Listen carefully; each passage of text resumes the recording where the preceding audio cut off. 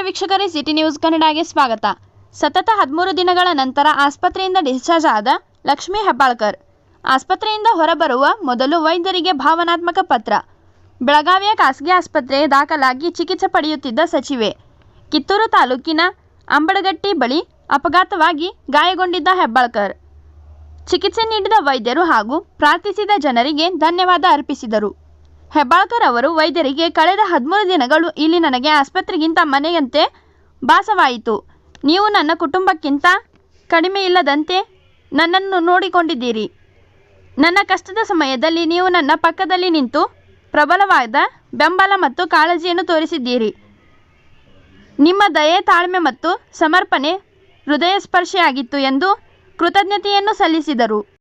ಮೊದಲನೇದಾಗಿ ಕರ್ನಾಟಕದ ಎಲ್ಲ ಮಹಾಜನರಿಗೆ ಗಣರಾಜ್ಯೋತ್ಸವದ ಹಾರ್ದಿಕ ಶುಭಾಶಯಗಳನ್ನ ಹೇಳ್ತಾ, ನನಗೆ ಆಗಬಾರ್ದಾದಂಥ ಒಂದು ದುರ್ಘಟನೆ ಆಗಬಾರ್ದಾಗಿತ್ತು.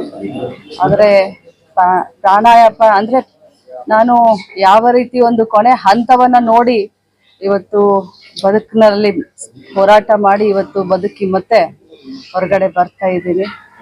ಇದಕ್ಕೆಲ್ಲ ನಮ್ಮ ಹಿರಿಯರ ಒಂದು ಆಶೀರ್ವಾದ, ನಮ್ಮ ತಂದೆ ತಾಯಿಗಳ ಆಶೀರ್ವಾದ, ಮತ್ತು ನಾನು ಈ ಸಂದರ್ಭದಲ್ಲಿ ಬಹಳಷ್ಟು ಜನರಿಗೆ ನಾನು ಧನ್ಯವಾದವನ್ನು ಹೇಳಲಿಕ್ಕೆ ಬಯಸ್ತೇನೆ. ಯಾಕಂದರೆ ಇಂಥ ಒಂದು ಜೀವನದ ಒಂದು ಹೋರಾಟದ ಸಂದರ್ಭದಲ್ಲಿ ರಾಜ್ಯದ ಎಲ್ಲ ಮಠಮಾನ್ಯರು, ಮಠಾಧೀಶರು, ಪೂಜ್ಯರು ನನಗೆ ಬಂದು ಶೀಘ್ರ ಗುಣಮುಖ ಆಗಲಿ ಅಂತ ಹೇಳಿ ನನಗೆ ಆಶೀರ್ವಾದ ಮಾಡಿದ್ದು ನನಗೆ ಬಹಳಷ್ಟು ಶಕ್ತಿಯನ್ನು ಮತ್ತು ಧೈರ್ಯವನ್ನು ತಂದುಕೊಟ್ಟಿತು.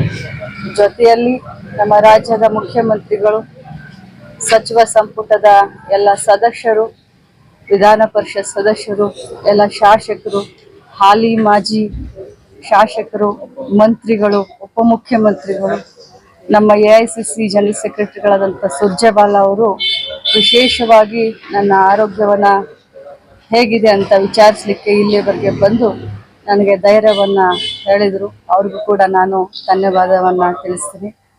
ಜೊತೆಯಲ್ಲಿ ನನ್ನ ಪುಣ್ಯವೋ ಏನೋ ಗೊತ್ತಿಲ್ಲ, ರವಿ ಪಾಟೀಲ್ ಅವರು, ವಿಜಯ ಹಾಸ್ಪಿಟಲ್ನ ಎಲ್ಲ ಡಾಕ್ಟರ್ಗಳಾಗಿರ್ಬೋದು, ಸಿಬ್ಬಂದಿಗಳಾಗಿರ್ಬೋದು, ನನಗೆ ಒಂದು ಕ್ಷಣ ಕೂಡ ಇಂಥ ಒಂದು ದೊಡ್ಡ ಅಪಘಾತ ಆಗಿದೆ, ಇಂಥ ಒಂದು ಇಂಜುರಿ ಆಗಿದೆ ಅನ್ನೋದನ್ನ ನನಗೆ ಒಂದು ಕ್ಷಣಕ್ಕೂ ಕೂಡ ಡಾಕ್ಟರ್ ಎಲ್ಲಿದ್ದಾರೆ ಒಂದು ಕ್ಷಣಕ್ಕೂ ಕೂಡ ನನಗೆ ಆ ಒಂದು ಭಾವನೆಯನ್ನು ತರಲಿಲ್ಲ.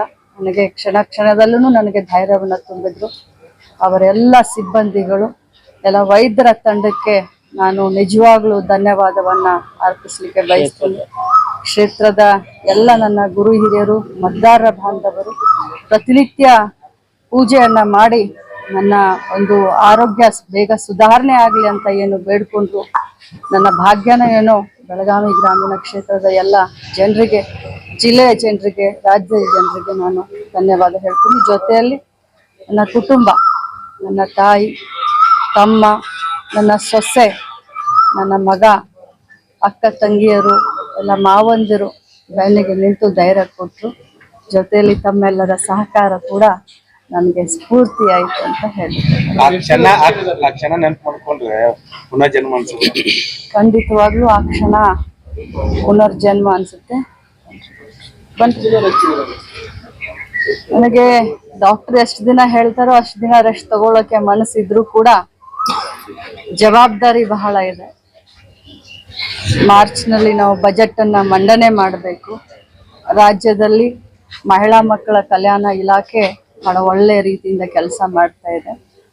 ಈಗಾಗಲೇ ನಾನು ವಿಡಿಯೋ ಕಾನ್ಫರೆನ್ಸ್ ಮೂಲಕ ನಾನು ಕೆಲಸ ಮಾಡ್ತಾ ಇದ್ದೀನಿ. ಅವರು ನನಗೆ ಇದಾದ್ಮೇಲೆ 2 ವಾರ 3 ವಾರ ನನಗೆ ರೆಸ್ಟ್ ಅಂತ ಹೇಳ್ತಾ ಇದ್ದಾರೆ. ನೋಡೋಣ ಎಷ್ಟು ದಿನ ಆಗುತ್ತೋ ಅಷ್ಟು ದಿನ. ಮೇಡಮ್, ಈಗ ನಿಮ್ಮ ಅಪಘಾತದ ಮೇಲೆ ಸಾಕಷ್ಟು ಸಂಶಯಗಳನ್ನ ವ್ಯಕ್ತಪಡಿಸಿದ್ರು, ಅಂತವ್ರಿಗೆ ಏನ್ ಹೇಳ್ತಾರೆ? ನಾನಂತವ್ರಿಗೇನು ಹೇಳಲಿಕ್ಕೆ ಬರೋದಿಲ್ಲ. ಸ್ಟೋನ್ ಹಾರ್ಟೆಡ್ ಅಂತ ಹೇಳ್ಬೋದು, ಅಥವಾ ಹಾರ್ಟ್ಲೆಸ್ ಪೀಪಲ್ ಅಂತ ಹೇಳ್ಬೋದು.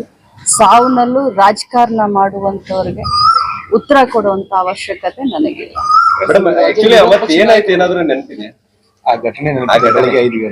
ನಾವು ನನಗೆ ಪ್ರಯಾಗ್ರಾಜ್ನಲ್ಲಿ ಏನು ಪುಣ್ಯ ಸ್ನಾನ ಎಲ್ಲರೂ ಮಾಡ್ತಾ ಇದ್ರು ಭಾರತ ದೇಶದವರು.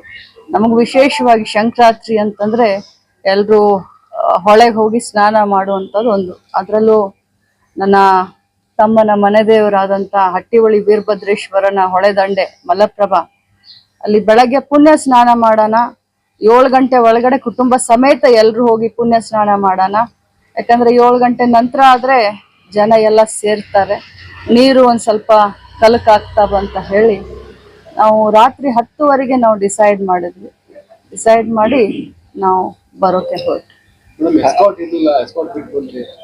ರಾತ್ರಿ 10ವರೆಗೆ ಇನ್ನು ಎಸ್ಕಾಟ್ಗೆ ದಿಢೀರಂತ ಡಿಸಿಷನ್ ತಗೊಂಡಾಗ 10ವರೆಗೆ ಏನು ಸಾವಕಾಶ ಹೋಗೋಣ ಅಂತ ತಮ್ಮ ಹೇಳಿದ್ರು ಕೂಡ ಸಾವಕಾಶ ಹೋಗೋಣ ಅಂತ ನಾನು ದುಡ್ಡಿತ್ತು ಕಾರಲ್ಲಿ ಅನ್ನುವಂಥದ್ದು ಗಂಭೀರ ಆರೋಪ ಮಾಡಿ ಈ ಆರೋಪಕ್ಕೆ ನಾನು ಉತ್ತರ ಕೊಡ್ಲಿಕ್ಕೆ ಹೋಗೋದಿಲ್ಲ.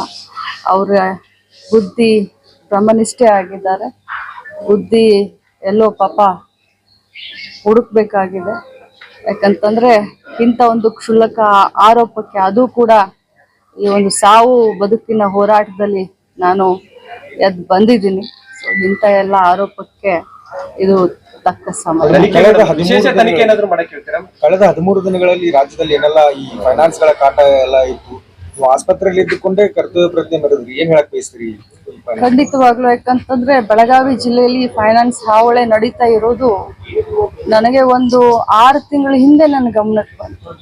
ನನ್ನ ಗಮನಕ್ಕೆ ಬಂದಾಗ ನಾನು ಬೆಳಗಾವಿಯ ಕಮಿಷನರ್ಗೆ, ACPಗೆ, DCPಗೆ, ನನ್ನ ಕ್ಷೇತ್ರದ 4 ಜನ CPIಗಳಿಗೆ ನಾನು ಕರೆಸಿ ಮೀಟಿಂಗ್ ಮಾಡಿ ಈ ರೀತಿ ನನ್ನ ಕ್ಷೇತ್ರದಲ್ಲಿ ಮತ್ತು ಜಾಸ್ತಿ ಆಗಿದ್ದು ಯಮಕನ್ಮಡಿ ಕ್ಷೇತ್ರದಲ್ಲಿ ಈ ರೀತಿ ನನ್ನ ಗಮನಕ್ಕೆ ಬಂದಿದೆ, ಇದನ್ನ ನೋಡಿ ಅಂತ ನಾನು ಅವತ್ತನೇ ಅವ್ರಿಗೆ ಲಿಖಿತವಾಗ್ಲೂ ಕಂಪ್ಲೇಂಟ್ ಕೊಟ್ಟೆ, ಅವ್ರಿಗೂ ಹೇಳಿದೆ. ಮತ್ತು ಸಂಬಂಧಪಟ್ಟಂತ ಯಾರು ಹೆಣ್ಮಕ್ಳು ಬಹಳಷ್ಟು ಬಂದು ನನ್ನ ಕ್ಷೇತ್ರದಲ್ಲಿ ಮಾಡಿಸ್ತಾ ಇದ್ರು ಅವ್ರನ್ನ ಮನೆಗೆ ಕರೆದು ಅವ್ರಿಗೆ ಬುದ್ಧಿ ಹೇಳಿ, ಈ ರೀತಿ ಇನ್ನೊಮ್ಮೆ ಏನಾದ್ರು ನೀವು ಮಾಡಿಸಿದ್ದೇನಾದ್ರೂ ನನಗೆ ಕಂಡು ಬಂದ್ರೆ ತತ್ಕ್ಷಣ ನಿಮ್ಮ ಮೇಲೆ ಕಂಪ್ಲೇಂಟ್ ಕೊಡ್ತೀನಿ ಅಂತ ಕೂಡ ಹೇಳ್ತೀನಿ. ಮೇಡಮ್, ಏನಾದ್ರು ವಿಶೇಷ ತನಿಖೆಗೆ ಆಗ್ತದೆ? ಯಾವ ತನಿಖೆ? ಈ ನಿಮ್ಮ ಕಾರು ಏನಿಲ್ಲ, ಆ ದೇವರ ದಯದಿಂದ ಇವತ್ತು ನಾನು ಆರೋಗ್ಯವಾಗಿ ಹೊರಗೆ ಬಂದಿದ್ದೀನಿ. ಇನ್ನೊಮ್ಮೆ ತಮ್ಮೆಲ್ಲರಿಗೂ ಕೃತಜ್ಞತೆಯನ್ನು ಸಲ್ಲಿಸ್ತೀನಿ. ರಾಜ್ಯದ ನನ್ನ ಇಲಾಖೆಯ ಜವಾಬ್ದಾರಿಯನ್ನ ಹೊತ್ಕೊಂಡು ಇನ್ನೊಮ್ಮೆ ಕಾರ್ಯಪ್ರವೃತ್ತಿ ಆಗ್ತೀನಿ. ಎಲ್ಲರಿಗೂ